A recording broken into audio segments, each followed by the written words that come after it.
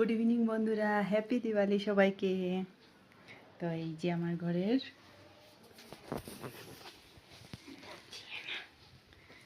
রঙ্গোলি বানিয়েছিলাম, এই যে আমি আমার ছেলে মিলে বানিয়েছি। কেমন হয়েছে বলবে সবাই।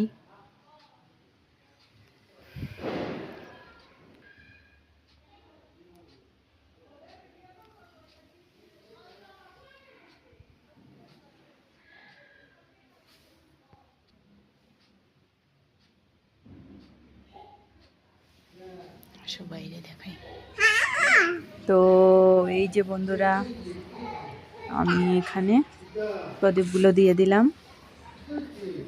এই যে করে দুই পাশে, বেশি জায়গা নেই না বন্ধুরা, ওই জন্য অল্প অল্প দিয়ে দিলাম। উপরে দেখো লাইটগুলো জ্বলছে, কিরকম লাগছে। তোমরা কে কি করছো, কিরকম ঘর সাজিয়েছো, ভিডিও তো ছাড়বে নিশ্চয়, দেখবো, সবাইকে দেখবো।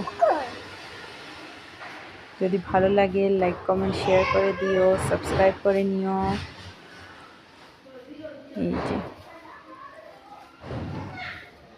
এই যে প্রদীপগুলো দিয়েছিলাম। এটা হলো কিচেনের সাইড, কিচেনের সাইডে অল্প অল্প যা বোম ফুটছে, জানি না কতটুকু আমার আওয়াজ শুনতে পাচ্ছ তোমরা। এই যে ওইখানে আমার দুই ছেলে ওদের পাপাকে নিয়ে বোম ফুটাচ্ছিল। আর ছোটো ছেলে ভয় পাচ্ছিল ভীষণ, মধ্যে মধ্যে কান্না করছিল। বড় ছেলে তো পারে, বাট ওর আস্তমা আছে, ওর জন্য মাস্ক লাগিয়ে তাই জ্বালায়, না হলে ওর খারাপ করে শ্বাসের প্রবলেম হয়ে যায় ওর।